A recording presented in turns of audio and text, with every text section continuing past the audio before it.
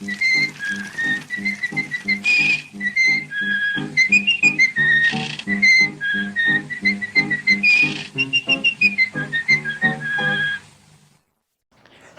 everyone, I'm Chad, your student facilitator for today. It's such a beautiful day, isn't it? Come on, let's go over some essentials quickly about the communication process. Let's go! Let us go into our 6 principles of communication. Number 1, we communicate to meet our needs. When you order food, you're using communication to get what you need, right? It helps build and maintain relationships and is essential in our daily lives. Number 2, communication is controlled by rules. There are explicit rules, meaning communication is clearly and formally stated. For example, Simon told you not to announce the meeting yet. That is clearly and formally stated, right?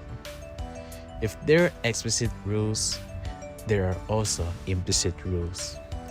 You use gestures or facial expression as communication, yet you are still understood by a group of people. Number 3, communication can be verbal and non-verbal, meaning it can be spoken by words, it can be communicated through gestures such as body language, sign language, winking, and etc. Number 4, communication has content and relational dimensions. Content is the information or the topic of the communication. Which topic would you talk about with the other person? Relational dimensions refers to expressing how you feel within a close relationship. One example is, you told your mother that you're worried about your studies. Number 5, messages meta-communicate. It discusses how we communicate or we are communicating about our communication. And finally, number 6, people give communication its meaning. To simplify, people decide what language does they mean. For example, mouse is a rodent, but it can also be considered as a computer device. Now, let's move on to the elements of the communication process. But before we discuss the elements, what is message?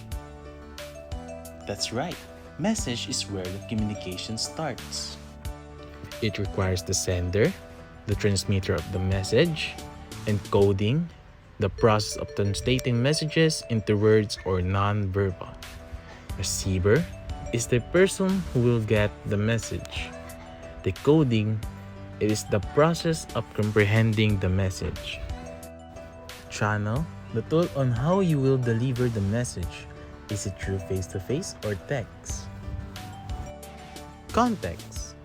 There are 2 types of context. Physical context refers to the physical condition of the environment, and the psychological context affects the thinking of a person.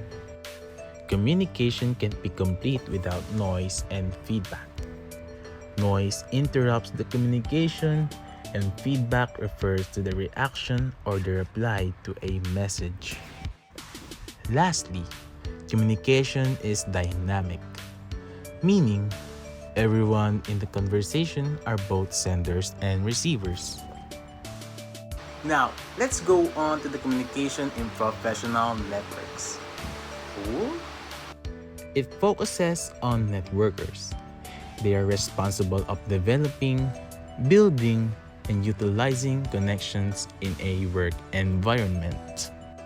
Do you guys know that there are formal and informal networkers? Let's discuss formal networkers first. Formal networkers sticks to the rules, agreements, form, and politeness in the work environment.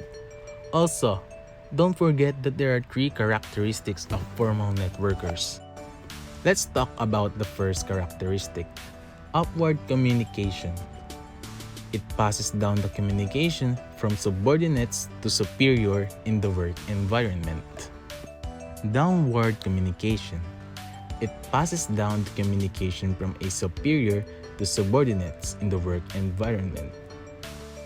And the last one is lateral or horizontal communication. It passes the communication from peers to peers or colleagues to colleagues. Now, when it comes to informal networkers, they are less constrained by rules, agreement, forms, and politeness. It's like they're communicating with their friends in a work environment, but they use informal communication to help each other to achieve their goals. Let me ask you one last thing. Do you think that without credibility, people will trust you? No, right? Come on, I will show you about cultivating credibility. Now, what are the characteristics of a credible communicator? Being a credible communicator leads to a good communication. Of course, if it leads to good communication, you're also working on building trust and connections with your colleagues. Developing rapport is important for credible communicators. Is to make the person feel understood and trusted. Credible communicators listen actively to make the person feel heard and valued because they care about each other.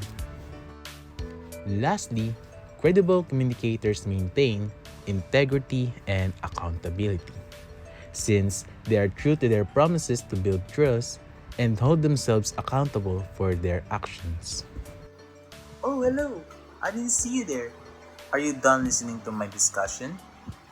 If yes, then thank you for listening and I hope that you learned something new and something important.